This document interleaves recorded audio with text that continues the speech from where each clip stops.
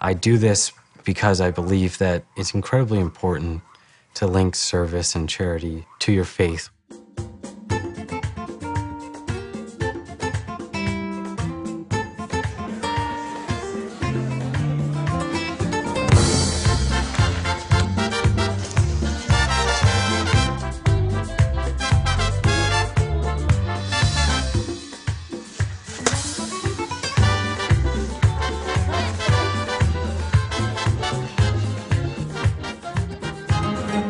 I travel with the Hope for Honduran Children Foundation, started by Karen and John Gott in about 2005, I believe. When I found out that Brandon was a Mormon, I was a little intrigued because I'm Roman Catholic. But Brandon's faith is what Brandon's all about. In 8th grade, Karen came to our school during the spring. Brandon was in the audience, and I was appealing to them to help me support the boys of Flor Azul. She gave us a speech and showed us a slideshow of what she does down here. The mission statement is to help these orphanage projects. Life has dealt them these terrible things, and it really just struck me, and something said, you need to go talk to her. This is something you have to do. And honestly, when I got that prompting, I actually denied it at first, and I was like, you know what? There are lots of people who go out and do that stuff. Why would I make a difference? I'm 14 years old.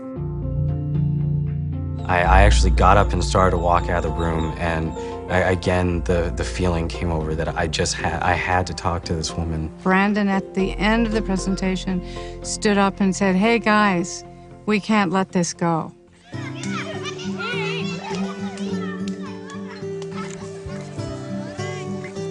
Brandon understands that the major thing that we need is economic resources. So he goes home and raises funds for us consistently. It's gone on for 5 years, and he raises several $1,000s a year. If you have a good balance of faith and service in your life, I think you can really have a phenomenal experience of just living.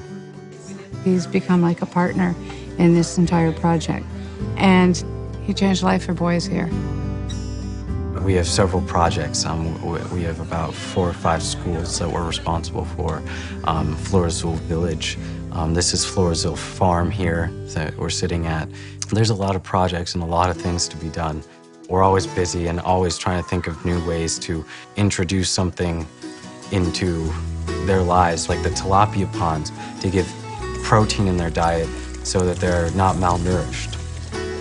Giving them hope for the future, giving them tangible things that they can use to improve their lives. I think that's what's incredibly satisfying about it.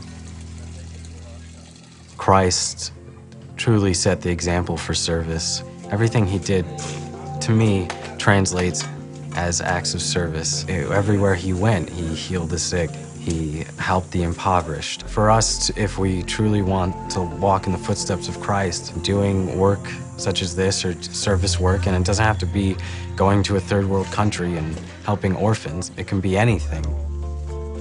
I think it's very interesting when resources just come. I've traveled 10, 11 times out of country in the past 4 years. And my parents are not capable of that kind of resources.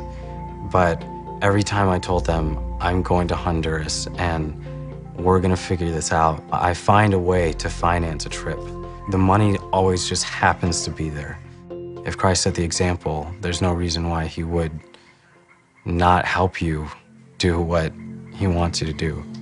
Christ gave all of us a light, and Brandon has magnified that light. And the flame never goes out. He magnifies it and passes it on to other people. It's the light of Christ that keeps him going. And in sharing it with other people, that flame just gets bigger.